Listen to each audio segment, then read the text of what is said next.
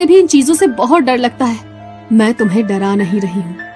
सब कहते हैं कि वो विला हॉन्टेड है, लेकिन एक बात अजीब है कि सब कहते हैं कि वहाँ पर सबको एक बच्चे की आत्मा दिखाई देती है। अब वो बच्चा कौन है ये कोई नहीं जानता। किसी ने भी वहाँ पर मिसेस बैनर्जी की स्पिरिट को कभी नहीं देखा। बस दिखता है तो सिर्फ एक बच्चा।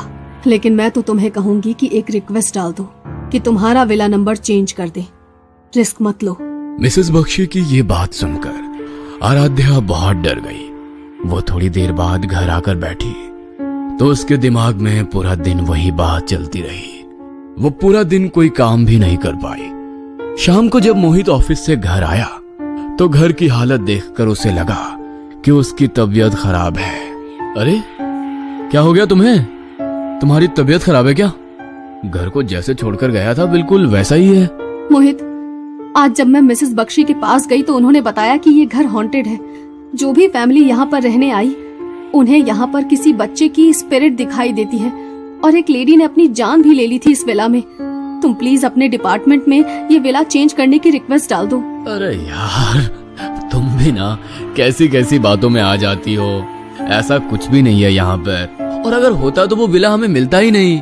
और वैसे भी अभी अभी मेरा प्रमोशन हुआ है तो मैं ऐसी सब चीजें नहीं करना चाहता।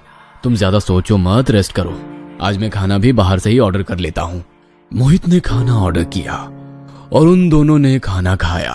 पहली रात तो उस घर में बहुत अच्छे से बीत गई, लेकिन असली खेल तो उसकी अगली रात से होना शुरू हुआ। शाम का टाइम था, लगभग 6:30 बज रहे होंगे। मोहित ने कहा था कि वो आज लेट आएगा। उसे अपने दोस्तों के साथ कहीं जाना था। तो आराध्या ने सोचा कि जब तक मोहित घर आएगा तब तक मैं डिनर बनाकर तैयार कर लेती हूँ। वो किचन में खाना बना रही थी। घर में सबसे पहले कुछ मीठा बनाने का रिवाज होता है, तो उसने हलवा बनाना शुरू किया। पूरे घर में उसकी खुशबू फैल गई। कितनी अच्छी खुशबू आ रही है। अरे, ये बच्चे के रोने की आवाज कहाँ से आ रही है? बच्चे के रोने की आवाज सुनकर आराध्या हैरान रह गई, क्योंकि उसके अलावा तो वहां पर मेड भी नहीं थी और किसी बच्चे के रोने की आवाज आने का तो कोई सवाल ही नहीं उठता। उसे लगा शायद ये उसके मन का वहम है, इसलिए उसने उस आवाज को नजरअंदाज कर दिया। तभी उसके किचन की खिड़की पर नॉक हुआ। उसने पलटकर देखा तो कोई नहीं था। तभी उसे बाहर से कुछ गिरने की आवाज आई। उसे लगा कि कहीं कोई चोर तो नहीं आ गया, इसलिए वो बाहर गार्डन में देखने चली गई। देखा तो गार्डन में नया पौधा गिरकर टूट गया था। वो जैसे ही उसे उठाने के लिए झुकी तो उसकी नजर गार्डन में कोने पर पड़ी।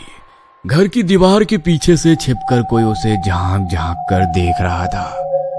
थोड़ा अंधेरा हो गया था तो चेहरा ठीक से दिखाई नहीं दे रहा था, लेकिन उसने थोड़ा ध्यान से देखा तो एक बच्चा था, लेकिन आम बच्चे जैसा नहीं।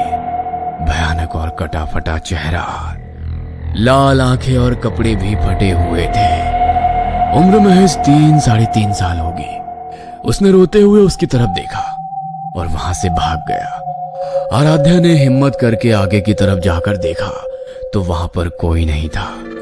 तभी उसे मिसेस बख्शी की कही हुई बातें याद आ गई। वह जल्दी से हाँफती हुई घर के अंदर आई। वो इतनी डर गई थी कि तुरंत मोहित को फोन किया, लेकिन मोहित का फोन नहीं लगा।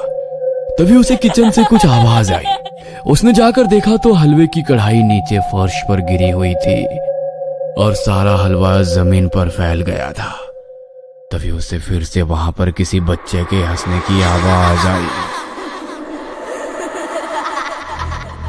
उस आवाज को सुनकर इस बार वो बहुत बुरी तरह घबरा गई। तभी उसे किचन के फ्लोर पर छोटे बच्चे के पैरों के निशान दिखाई दिए, जो अभी अभी उसके सामने बन रहे थे। जैसे कोई बच्चा अभी कीचड़ से खेल कर आया है और उसकी किचन में दौड़ रहा है, और दौड़ते दौड़ते वो पैरों के निशान किचन से बाहर खिड़की की तरफ चले गए। ये देखकर आराध्या के रोंगटे खड़े हो गए। वो इतनी डर गई कि तुरंत ही सब कुछ छोड़कर घर के बाहर जाकर बैठ गई और मोहित के आने का इंतजार करने लगी। वो मोहित को कॉल करने लगी, लेकिन मोहित के पास कॉल भी नहीं लग पा रही थी। आराध्या को बार बार वहां पर किसी बच्चे के होने का आभास हो रहा था। तभी थोड़ी देर बाद मोहित घर आया तो आराध्या को घर के बाहर बैठा हुआ देखकर वो भी हैरान रह गया।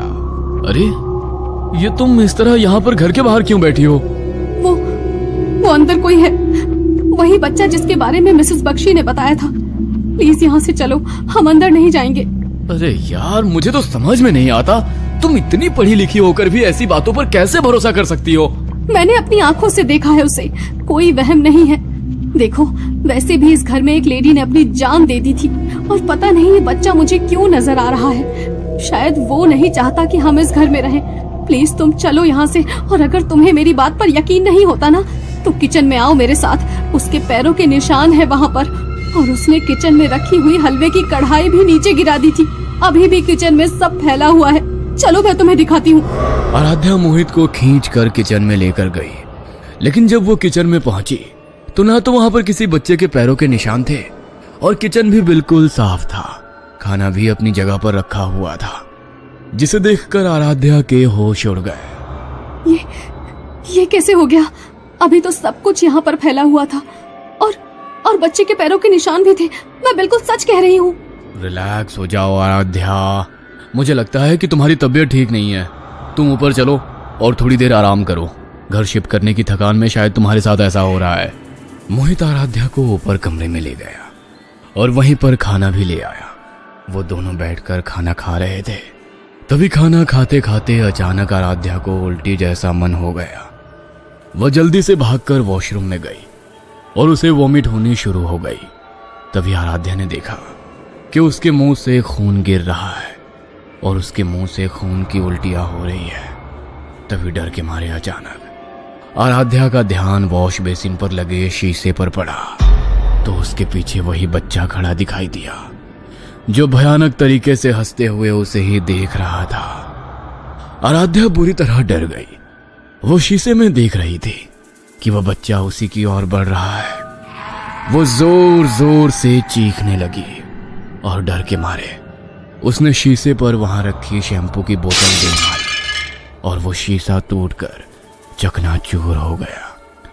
उसके चिल्लाने और शीशा टूटने की तेज आवाज सुनकर मोहित जल्दी से वहां पर आया तो देखा कि बाथरूम के फर्श पर कांच बिखरा हुआ है और आराध्या जोर जोर से चिल्ला रही है। वो उसे पकड़कर जल्दी से बाहर लेकर आया और बेड पर लिटा दिया। वो बच्चा वहीं पर था मोहित, मैंने देखा उसे। Please stop it. पता नहीं ये मिसेस बख्शी ने तुम्हें कौन सी कहानी पढ़ा दी। अच्छा होता जो तुम उनसे मिलने ही नहीं जाती। पता नहीं क्या क्या हो रहा है तुम्हें। मैं अभी डॉक्टर को बुलाता हूँ। मोहित ने डॉक्टर को कॉल किया और थोड़ी देर बाद ही डॉक्टर आराध्या का चेकअप करने के लिए घर पर आए। उसका चेकअप करने के बाद डॉक्टर के चेहरे पर एक मुस्कान आ गई।